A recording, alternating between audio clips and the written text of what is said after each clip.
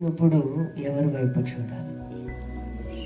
అంశం ఏంటంటే శ్రమ వచ్చినప్పుడు ఎవరి వైపు చూడాలి కదా. నాకు రోగం వచ్చింది, ఎక్కడికి పరిగెడతాడు? వెంబడే తలనొచ్చింది అనుకో, ఎక్కడ చూస్తాం? ఏ జెండు బామ్ వైపు, టాబ్లెట్ వైపు పరిగెడతాం. అవునా? నిజమా కదా? నిజం చెప్పండి. హల్లెలూయా. నిజమే, నాకు ఈరోజు భలే తలనొప్పి వచ్చింది, బాగా చాలా హ్యాపీగా ఉందాం అనుకుంటామా? అనేవాళ్ళు ఉన్నారు ఎవరైనా? చెప్పండి, అవునా కదా? హల్లెలూయా. ఓకే, నేనైతే ఒకటే అంటా, ప్రభువా నాకు ఈ బలహీనత ఇచ్చినందుకు నీకు స్తోత్రాలు అని చెప్తా. నేను నేర్చుకున్నది. కానీ ఇక్కడ దావీదు అంటాడు, నా శ్రమలో నేను యెహోవాకు మొర్రపెట్టా. శ్రమలు వచ్చినప్పుడు ఎవరికి మొర్ర పెట్టాలంట? దేవుని వైపు చూడాలి. యెషయా గ్రంథములు అంటాడు 26:3 అనుకుంటా, ఎవని మనస్సు నా మీద ఆనుకొనునో వాని నేను పూర్ణ శాంతి గలవానిగా చేస్తానంట. అక్కడ అంటాడు కిందన, అది విశ్వాసము ద్వారాని అంటాడు. హల్లెలూయా. అంటే ఒక జీవితంలో కార్యము జరగాలంటే నువ్వు దేవుని వైపు చూడాలి. నీకు విశ్వాసం లేకుండా దేవుని వైపు నువ్వు చూడగలమా? అందుకంటున్నాడు, నా శ్రమలో నేను యెహోవాకు మొర్ర పెడుతుని ఆయన నన్ను ఏం చేస్తున్నాడు? ఆదుకోను అంటున్నాడు. హల్లెలూయా. ఇంకేమంటున్నాడు? నా దేవునికి నేను ప్రార్థన చేశాను. దేవునికి ప్రార్థన చేస్తున్నాడు. ఎప్పుడు అంటే తనకు కష్టం వచ్చినప్పుడు, తనకు బాధ వచ్చినప్పుడు, తనకు సమస్య వచ్చినప్పుడు దేవుని వైపు చూస్తూ ఉన్నాడు. ఈరోజు నీవు నేను కూడా మనకు సమస్య వచ్చినప్పుడు ఎవరి వైపు చూడాలి? దేవుని వైపు చూడాలి. అందుకే 120 కీర్తన 1వ వచనములు అంటాడు, కొండల తట్టు నా కన్నులు ఎత్తుచున్నాను, నాకు సహాయం ఎక్కడి నుండి వచ్చు. భూమి ఆకాశములు సృజించిన యెహోవా వలన నాకు సహాయం ఎక్కడి నుండి వస్తుంది? వాక్యం అంటది కదా, దేవుడు తప్ప నీకు ఎవ్వరు సహాయం చేయలేరు. నువ్వు ఒక పక్కనోడికి ఒక 100 రూపాయలు అడిగేవు అనుకో, మాట వరుసకి నేను ఇస్తాను అంటాడు. కానీ నువ్వు వెళ్ళి అడుగు, మళ్ళీ ఇప్పుడే ఖర్చు అయిపోయా చెప్తాడు, చెప్పడు? నిజమా? హల్లెలూయా. హల్లెలూయా. అదే దేవునికి అడిగేవు అనుకో, ఏం చేస్తాడు దేవుడు? నీకు 100 రూపాయలు కాదు, 1000 రూపాయలు ఇస్తాడు. అందుకే వాక్యం అంటది, మనుషుల యొక్క సహాయము వ్యర్థం. అందుకే ఎప్పుడు కూడా మనుషుల వైపు చూడకూడదు. ఎవరి వైపు చూడాలి? నిన్ను నన్ను సృజించిన దేవుని వైపు చూసినప్పుడు నీకు సహాయం కలుగుతుంది. అందుకంటాడు, నా శ్రమలో నేను యెహోవాకు మొర్రపెట్టాను. మనకు శ్రమ వచ్చినప్పుడు మనము దేవుని వైపు చూడటం నేర్చుకోవాలి. ఎవరి వైపు చూడాలి? దేవుడి వైపు. నువ్వు ఎప్పుడైతే దేవుడి మీద ఆధారపడతావో నీ జీవితంలో అప్పుడు దేవుడి కార్యాన్ని చేయడం మొదలు పెడతావు. హల్లెలూయా. అవునా కదా? ఇంతకు ముందు కూడా నేను చెప్పా, దేవుడు మళ్ళీ అదే గుర్తు చేస్తున్నాడు. 12 సంవత్సరాల రక్తస్రావం అనే స్త్రీ తన ఆస్తి అంతా వ్యాయం చేసుకుంది తన రోగం వల్ల. అవునా? తన కుటుంబస్తులు దూరం అయ్యారు. చివరికి యేసు క్రీస్తు అద్భుతాలు చేస్తున్నాడని తెలుసుకొనంట ఏదో కష్టపడి యేసు ప్రభు దగ్గరికి వెళుతుంది. వెళ్ళి యేసు క్రీస్తుతో మాట్లాడిందా? లేదండి. రహస్యంగా వెళ్ళి తన వస్త్రాన్ని తాకిందట. చూడండి ఎంత శ్రమ. మనం ఒక రోజు జ్వరం వస్తేనే మంచం నుండి బయటకు దిగుతాము. మంచం నుండి అయ్యో బాబో అంట. కానీ 12 సంవత్సరాల నుండి రక్తము కారిపోతుంది. తన శరీరంలో ఉన్న రక్తం అంతా కోల్పోతుంది. ఒక్క పాయింట్ బ్లడ్ పోతేనే ఒక మనిషి నడవటం చాలా కష్టం. మనిషి బ్రతికేది దేని ద్వారా కదా? రక్తము ద్వారానే. అదే ప్రాణము మనిషికి. ఆ ప్రాణమైన ఆ రక్తమే 12 సంవత్సరాల నుండి కోల్పోతుంది ఆమె. కానీ ఎవరి దగ్గరికి వచ్చింది ఆమె? యేసయ్య దగ్గరికి వచ్చినప్పుడు గొప్ప కార్యము తన జీవితంలో ఎలాగొచ్చింది? విశ్వాసముతో వచ్చింది. పూర్ణంగా దేవుని దగ్గరికి వచ్చింది. హల్లెలూయా. అందుకే దావీదు అంటాడు, నా శ్రమలో నేను యెహోవాకు మొర్ర పెడుతూ ఉన్నాను. మనం దేవుని వైపు చూడటం నేర్చుకోవాలి. ఎందుకంటే ఆయన అంటాడు, నా నామములో మీరు నన్నేం అడిగినా నేను చేస్తాను. ఇర్మీయా అంటాడు, నాకు మొర్ర పెట్టుము, నేను నీకు ఉత్తరం ఇస్తాను అంటాడు. హల్లెలూయా. మీకు శ్రమ వచ్చినప్పుడు మనుషుల వైపు చూడొద్దని. అవునా? హన్నాకు శ్రమ వచ్చిందా లేదా? ఏ శ్రమ? బిడ్డలు లేరు. బిడ్డలు ఉన్నారా? ఆమెకు బిడ్డలు లేడనే తన భర్త ఇంకో భార్యను చేసుకున్నాడా?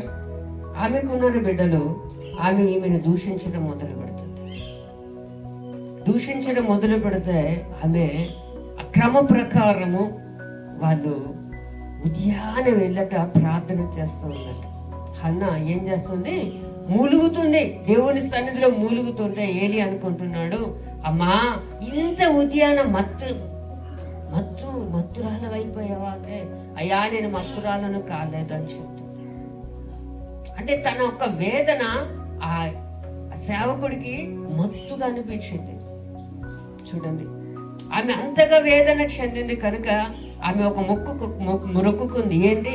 ప్రభువా, నాకు ఒక కుమారుడిని ఇస్తే నేను మరలా నీకే ఇస్తానని చెప్తుంది. మనము ఇస్తాము. హల్లెలూయా, హల్లెలూయా. అవునా కదా? దేవుడు మంచి కుమారుని ఇచ్చాడు. రాజులను సహితము అభిషేకించే ఒక ప్రవక్తను దేవుడు ఆమెకు ఇచ్చాడు.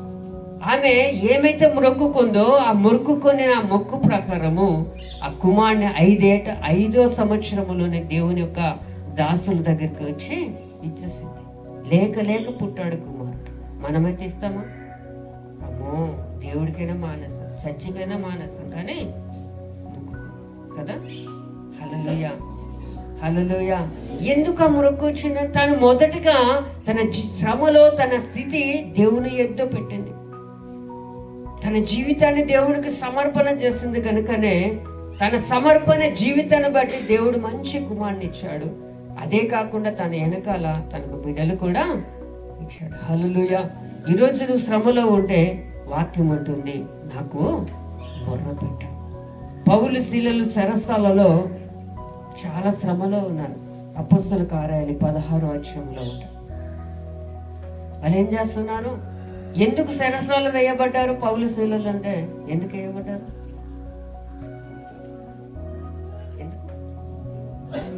హల్లెలూయా. పౌలు శీలలు చెరసాలలో వేయబడటానికి కారణం ఏంటి అంటే, ఒక యవనస్తురాలికి పూతోను దెయ్యం పట్టింది. ఏ దెయ్యం అంట? పూతోను దెయ్యం పట్టి ఆ యవనస్తురాల ద్వారా వాళ్ళు డబ్బును సంపాదించుకుంటున్నారు ఆ ఇంటి యజమాని. హల్లెలూయా. చూడండి, ఆ యవనస్తురాల మీద ఆ యొక్క స్పిరిట్ పట్టి తన ద్వారా డబ్బులు సంపాదించుకుంటున్నారు. అందరు తీసుకుని వచ్చి అక్కడ పడేసి తన ఇష్టాన్ని చెప్పిస్తున్నారు. ఈ విషయాన్ని ఎవరు చూసారు? పౌలు శీలలు అదే మార్గం గుండా వెళ్తున్నప్పుడు ఆ పూతోను దెయ్యమే మాట్లాడుతుంది, అదిగో దేవుని సేవకులు వస్తున్నారు. హల్లెలూయా. ఎప్పుడైతే ఆ దెయ్యాన్ని ఆజ్ఞాపించగానే ఆ సహోదరు నుండి ఆ దెయ్యం ఏమైపోయింది? విడిచిపోయింది. అప్పుడు ఆ యజమాని ఏమంటున్నా, అయ్యో నా వ్యాపారం పాడు చేసావు నువ్వు. చూడండి, ఒక యవ్వన బిడ్డ జీవితం నాశనం అవుతుందని అనుకోలేదు, కానీ నా వ్యాపారాన్ని నువ్వు పాడు చేసేసావు. ఏమంటున్నాడు? అలాగని చెప్పి రాళ్ళతో కొట్టి చెరసాలలో వేయించేస్తారు. ఎవరిని? పౌలు శీలలు. హల్లెలూయా. ఇప్పుడు చూడండి, వాళ్ళు రాత్రి 12 గంటల సమయంలో అది కాలు చేతులకు బొండాలు బిగించి ఉన్నప్పుడట ఎంత బాధ. అవునా కదా? ఒక పక్క గాయాలతో ఉన్నారు. ఇప్పుడు 4 వైపులు ఇలా చేతులు కట్టి చెరసాల వేయబడినప్పుడు వాళ్ళు దేవుని ఏం చేస్తున్నారట?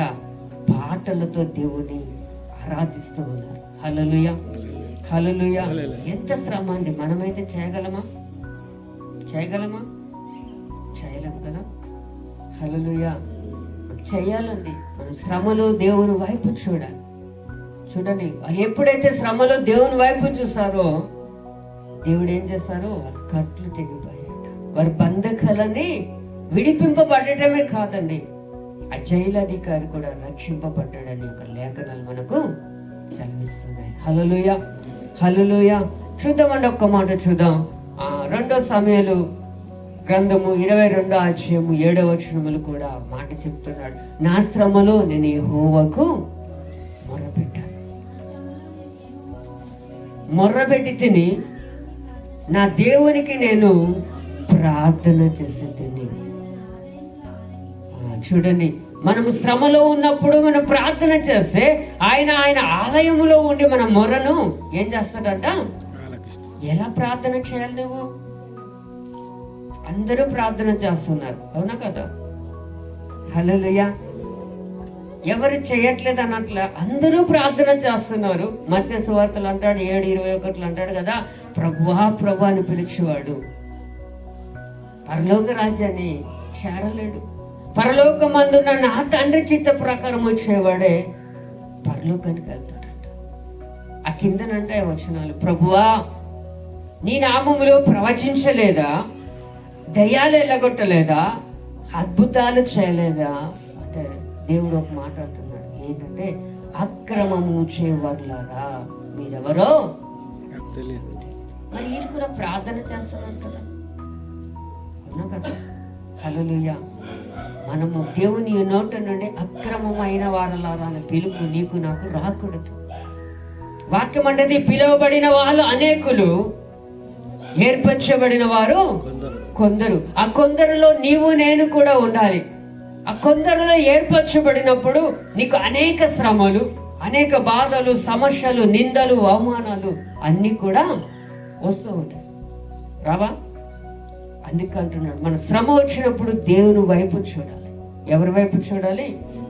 అందుకే దావీదు చక్కగా అంటాడు, కొండల తట్టున కన్నులెత్తు. మరి ఈరోజు నువ్వు ఎవరి తట్టు కన్నులెత్తుతున్నావు? హల్లెలూయా, అవునా కదా? ఎవరి తట్టు కన్నులెత్తాలి? నువ్వు దేవుని, జీవము కలిగిన దేవుని తట్టు నువ్వు కన్నులెత్తినప్పుడు నీకు సహాయం అనేది కలుగుతుంది. ఇంకొక మాట చూద్దామండి. నిర్గమకాండము 2వ అధ్యాయం 23వ వచనములు కూడా, ఇశ్రాయేలు ప్రజలు ఐగుప్తు దేశంలో బానిసలుగా ఉన్నప్పుడు అలాగున అనేక దినములు ఐగుప్తు రాజు చనిపోయాను. ఇశ్రాయేలీలు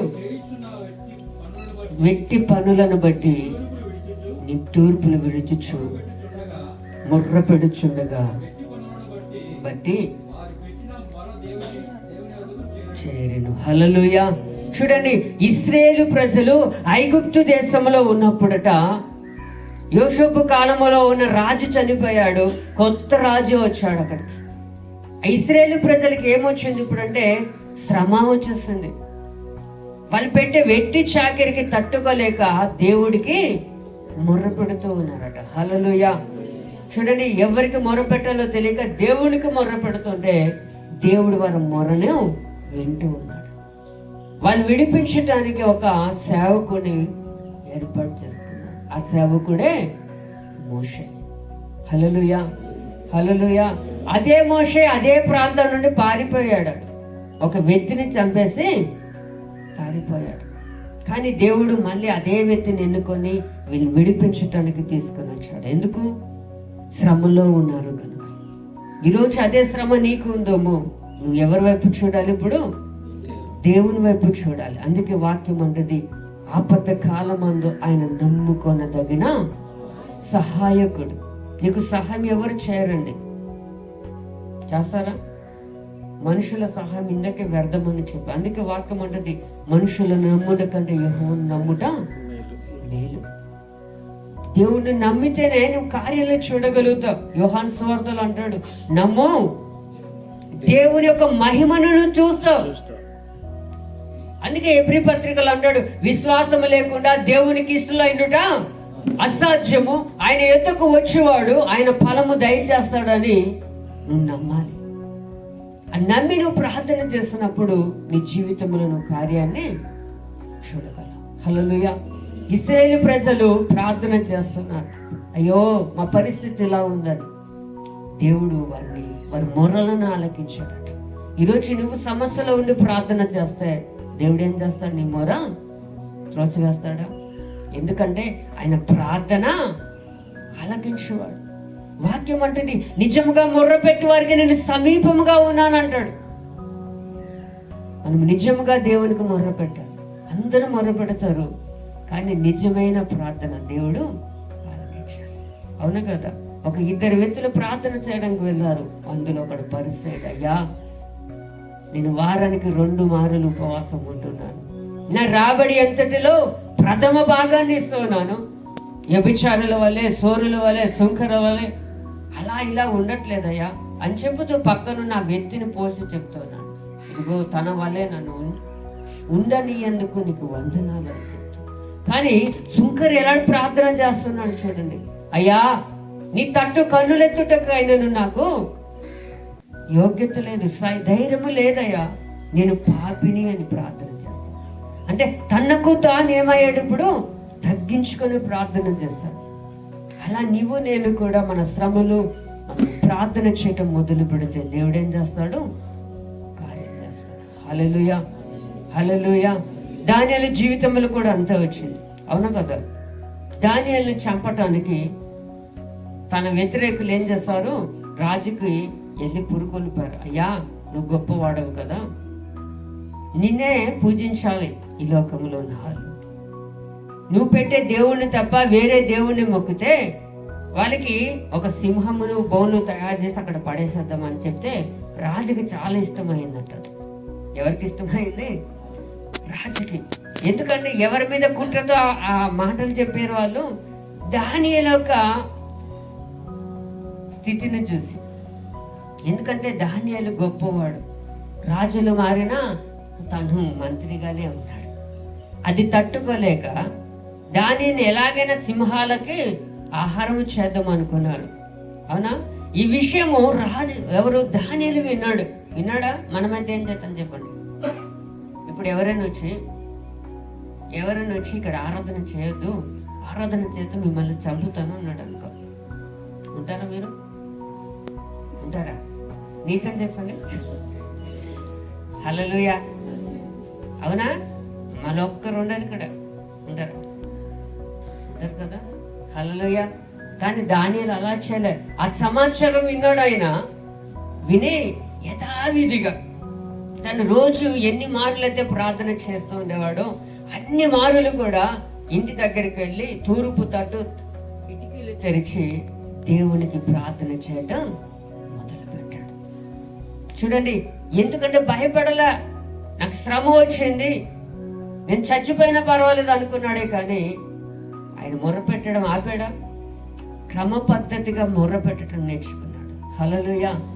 అవునా కదా? దేవుని వైపు ఆధారపడ్డాడు, దేవుని వైపు చూశాడు. కనుక ఆ శ్రమ నుండి దేవుడు ఏం చేశాడు, సింహము నోళ్ళే మూయబడ్డాయి, కానీ దానియేలుకు హాని అనేది జరగల. ఎవరైతే కుట్ర పన్నారో వాళ్ళే ఎముకలు కూడా తునాతునకలు లేకుండా తినేసాడు. ఎందుకు? మన దేవుడు దహించు అగ్ని అయినాడు. నీకు శ్రమ నుండి ఆయన కాపాడేవాడు. హల్లెలూయా. అదే గ్రంథములో షద్రకు, మేషకు, అబేద్నెగోలు కూడా ఉన్నారు. అవునా? వాళ్ళు కూడా ఒకటి అంటున్నారు, ఈ అగ్ని గుండం నుండి మా దేవుడు రక్షించటకు సమర్థుడు, ఒకరు రక్షించకపోయినా పర్వాలేదు. రాజుతో రాజా అని మాట్లాడుతున్నారు, పేరు పెట్టి పిలిచారు. అప్పుడు రాజుకి ఇంకేమరాలి, కోపం వస్తుందా, సంతోషం అవుతుందా? నాకన్నా పెద్ద వ్యక్తికి నేను పేరు పెట్టి పిలిచాను అనుకో, గొప్ప అధికారు. ఇప్పుడు ఎగ్జాంపుల్ చంద్రబాబు నాయుడే ఉన్నాడు అనుకుందాం. నేను వెళ్ళి డైరెక్ట్ గా అతను పేరు పెట్టి పిలిచాను అనుకో, అతను రాకపోయినా పక్కన ఉన్న వాళ్ళు ఏం చేస్తారు?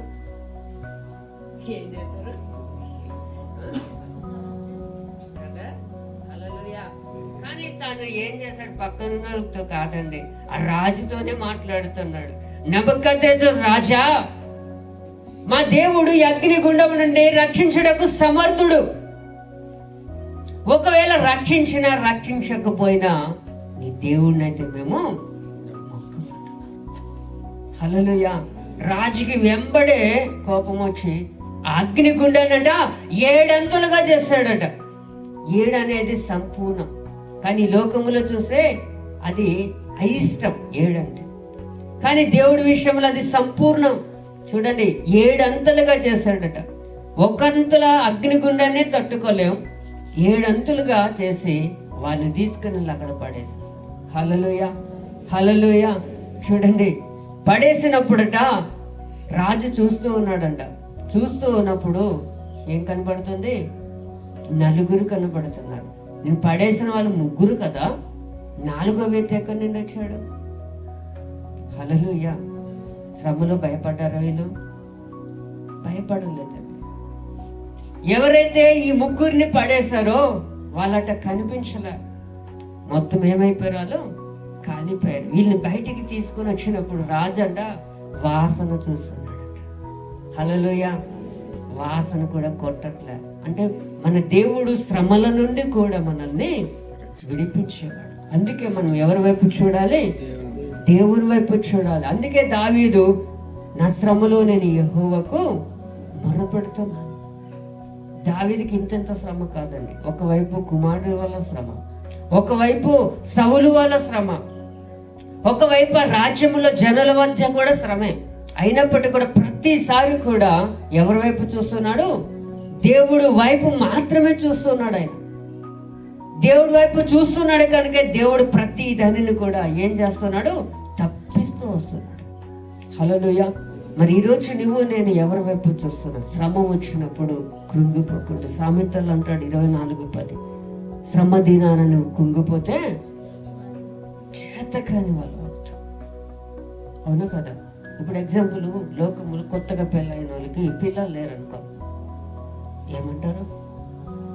ఉదయాన లేచి ఎదురుకుంటే లేమనుకో ఎవరికైనా, ఏమన్నారు?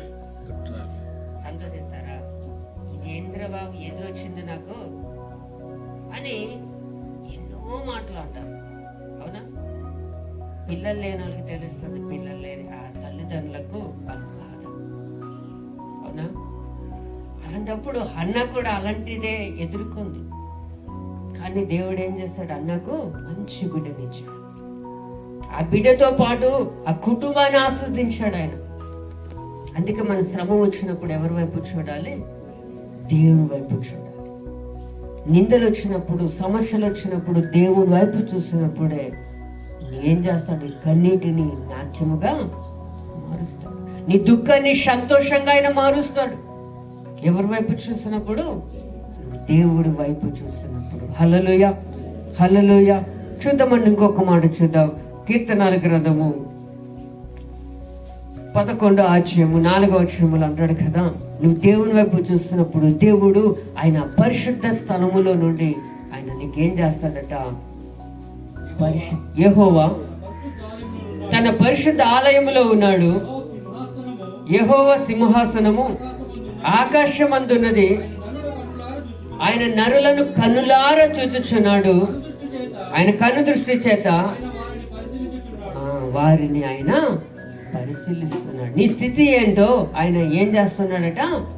పరిశీలన చేస్తున్నాడు. ఎక్కడున్నాడు ఆయన?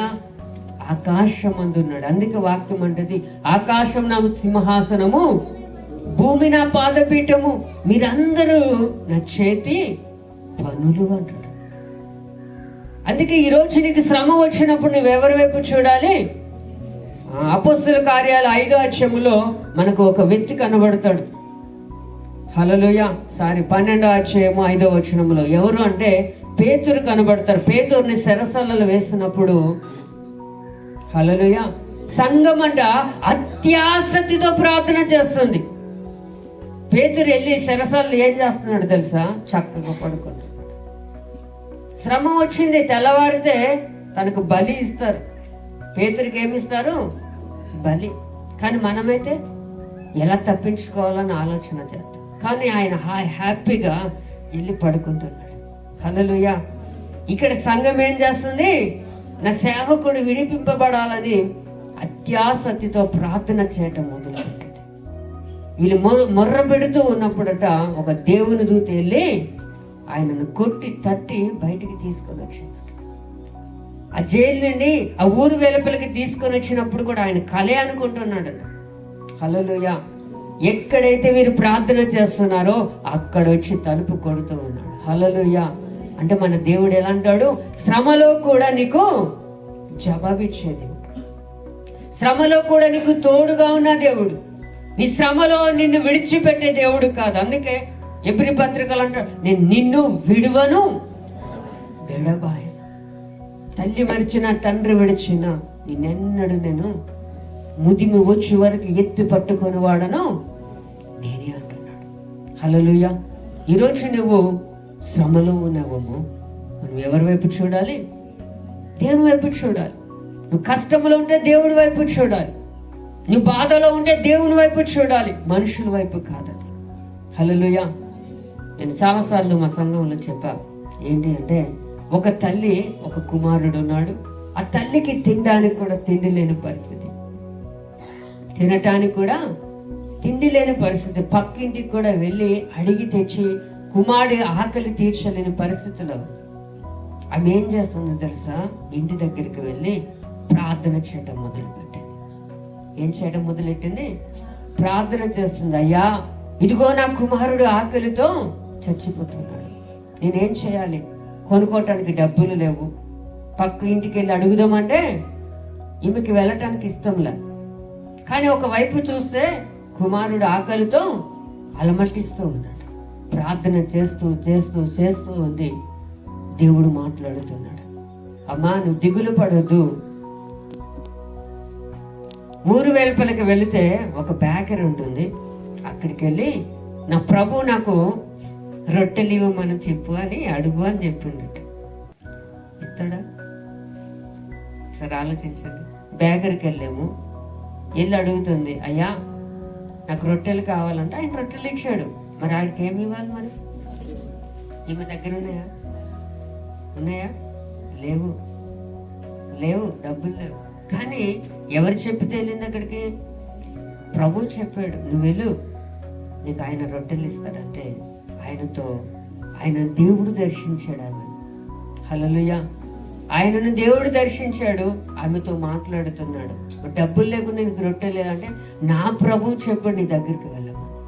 నేను ప్రార్థన చేస్తే దేవుడు ఈ స్థలానికి పంపించాడు అన్నప్పుడు ఆయన అంటున్నాడు, మీ దేవుడు అంత గొప్పవాడా? హల్లెలూయా. అందుకే యోహాను పత్రికలు అంటాడు, మీలో ఉన్నవాడు లోకములో ఉన్నవాని కన్నా గొప్పవాడు. ఆ గొప్పవాడు అంటే ఆ రుజువు చూపించమన్నాడు. అయితే నువ్వు చేసే ప్రార్థన అంత శక్తి అయితే, నీ దేవుడు అంత గొప్పవాడైతే, మీకు ఒక పరీక్ష పెడతాను, ఆ పరీక్షను నెగితే ఇక్కడున్న రొట్టెలన్నీ నీకు ఇస్తానని చెప్పిందట. ఒక చీటి ఇచ్చి నీ ప్రార్థన రాయని చెప్పింట. ఏం రాశాడు? ప్రార్థన రాయమంటే ఆమె ప్రార్థన రాసి, తూకం ఉంటుంది కదా, హల్లెలూయా, తక్కిడిలో ఒకవైపు పేపర్ పెట్టింది, ఇంకొక వైపు ఖాళీగా ఉన్న స్థలంలో ఈ పేపర్కి ఎన్ని రొట్టెలు తూగితే అన్ని రొట్టెలు ఇస్తాను నీకు అన్నాడట. ఒక పేపర్కి ఎగ్జాంపుల్ ఇదే పేపర్ అనుకో, ఈ పేపర్ ఎంత బరువు ఉంటుంది? ఉంటుందా? హల్లెలూయా. ఈ పేపర్కి ఎంత బరువు ఉండదు? ఎంతో బరువు ఉండదు. ఒక రొట్టె కూడా తూగుతుందా? అయితే ఆమె విశ్వాసముతో, ఎందుకంటే ఆయన దేవుడు పంపించాడు, ప్రార్థన చేసి అక్కడ పెట్టింది. ఫస్ట్ రొట్టేశాడు, అది నవ్వుతున్నాడు. బేకరీ యజమాని నవ్వుతున్నాడు. రెండో రొట్టేశాడు, ఆ చీట్ అలాగే ఉంది. ఆ బేషన్లో ఉన్న రొట్టెలన్నీ వేసిన ఆ చీటు తేలలేదట. హల్లెలూయా, హల్లెలూయా. అప్పుడు యేసుక్రీస్తు నిజమైన దేవుడని రుజువు చూపించాడు. అందుకే లోకములో ఉన్నవాడు, మీలో ఉన్నవాడు లోకములో ఉన్నవానికన్నా గొప్పవాడు. వెంబడే అమ్మా మీ దేవుడు చాలా గొప్పవాడని చెప్పి తన ద్వారా ఆ యొక్క బేకరీ వ్యక్తి కూడా యేసుక్రీస్తుని అంగీకరించాడు. హల్లెలూయా. ఈమె శ్రమలో కృంగిపోయిందా? ప్రార్థన చేయటం మొదలు పెట్టిందండి. ఎప్పుడైతే ఈమె ప్రార్థన చేయటం మొదలు పెట్టాడో దేవుడు అద్భుతమైన కార్యము, ఈమె ప్రార్థన ద్వారా ఈమె ఆకలి తీరటమే కాదు, ఆ బేకరీ వ్యక్తి తన కుటుంబం కూడా రక్షణలోనికి వచ్చింది. అవునా కదా? ఈరోజు నేను చెప్పేది ఏంటి అంటే, మన శ్రమ వచ్చినప్పుడు ఎవరి వైపు చూడాలి? దేవుని వైపు చూడాలి. యేసుక్రీస్తుకి శ్రమ రాలేదా? వచ్చిందా లేదా? వచ్చింది. మరణం లాంటి శ్రమ వచ్చింది. కానీ వెళ్ళి ప్రార్థన చేస్తున్నాడు, అయ్యా అయ్యా నీకు ఇష్టమైతే ఈ గిన్నె నా యుద్ధ నుండి తొలగించు. అయినా నా ఇష్టం కాదు ప్రభా, నీ చిత్తమే, నీ ఇష్టమే దాన్ని నెరవేర్చని అడుగుతున్నాడు. యేసుక్రీస్తుకే శ్రమ వచ్చినప్పుడు నీకు నాకు శ్రమ రాకుండా ఉంటుందా? అందుకే ఆయన సిలువలో వేసే ముందు ఒక మాట అంటాడు, పచ్చి మానికే ఇన్ని శ్రమలు ఉంటే ఎండిపోయిన మీకు ఇంకెన్ని శ్రమలు. అవునా? కానీ శ్రమలో ఆదరించిన ఎవరు అంటే యేసయ్య మాత్రమే. హల్లెలూయా. ఈరోజు నువ్వు నేను కూడా యేసు వైపు చూస్తేనే మనం ఆదరింపబడతాం. మన శ్రమలో మనకు నిరీక్షణ ఉంటుంది. అందుకే వాక్యం అంటుంది, చివరికి ఒకటి చెప్పి క్లోజ్ చేస్తాం, నా ప్రాణమా నువ్వేలా కృంగి ఉన్నావు, నాలో నీవేలా తొందరపడుతున్నావు, దేవుని యందు నిరీక్షణ ఉంచుము, ఆయనలోనే నువ్వు ఆనందించు. నువ్వు శ్రమలో ఆనందించినప్పుడు నువ్వు గొప్ప మేలు పొందగలుగుతావు. అందుకే యోబుతో అంటాడు, యోబు అంటాడు ఒక మాట, నేను శోధింపబడిన మీదట సువర్ణంగా మార్చబడతాం. శ్రమ వచ్చినప్పుడు నువ్వేం పాడైపోవు. శ్రమ వస్తేనే నువ్వు పరిపూర్ణమైన స్థితిలోనికి రాగలుగుతావు. ఏ శ్రమ లేకపోతే నువ్వు ఎలా ఉండవు? నేనే హీరో, నేనే గొప్ప అంటావు. అవునా కదా? హల్లెలూయా. అందుకే దేవుడు ఏం చేస్తాడంటే కొన్ని శ్రమలు మనుషులకు కలగజేస్తాడు. ఎందుకు అంటే పాడు చేయడానికి కాదండి, నీ స్థితి ఏంటో నువ్వు తెలుసుకోవటానికి. హల్లెలూయా. యోబుకు అన్నీ ఉన్నాయి, కానీ అన్నీ కోల్పోయాడు. చివరికి ఒంటరయ్యాడు. నిరాశ స్థితిలోకి వచ్చినప్పుడు తన స్నేహితులు వచ్చారు. ఒక మాట అంటున్నాడు ఒక స్నేహితుడు, నీ భక్తి నీకు ధైర్యము పుట్టింపదా. ఇంకొక స్నేహితుడు వచ్చి, నువ్వు నీ దేవుణ్ణి నువ్వు జాగ్రత్తగా వెతికితే ఏమిస్తాడు? నీ స్థితి మొదట కొద్దిగా ఉండినను తుదకదే మహాభివృద్ధి పొందుతావని చెప్తున్నాడు. వాళ్ళ కొరకు ప్రార్థన చేయడం మొదలు పెట్టాడు, రెండంతలుగా దీవెనలు పొందాడు. హల్లెలూయా. ఇప్పుడు ఆస్తులు అయితే వస్తాయి, కోల్పోయిన బిడ్డలు వస్తారా? చూడండి. హల్లెలూయా. కోల్పోయిన 10 మంది బిడ్డలను కూడా దేవుడు ఇచ్చాడు. ఎందుకంటే ఆయన సర్వ శరీరులకు దేవుడు, నాకు అసాధ్యమైనది ఏమైనా ఉండునా అంటున్నాడు. మనము దేవుని వైపు చూస్తే ఆయన సర్వమును కూడా మన జీవితంలో కార్యాన్ని చూడగలుగుతాడు. ఈరోజు నువ్వు శ్రమలో ఎవరి వైపు చూస్తున్నావు? లోకం వైపా, దేవుని వైపా? నువ్వు దేవుని వైపు చూస్తే నీ జీవితంలో కార్యాన్ని చూడగలుగుతావు. లోకం వైపు చూస్తే నీ స్థితి ఇంకా బలహీనపరచబడుతుంది. ఈరోజు నువ్వు ఎవరి వైపు చూస్తున్నావు ఒకసారి జ్ఞాపకం చేసుకుందాం. ఈ కొద్ది మాటలు దేవుడు దీవించును గాక. ఆమేన్. ప్రార్థన.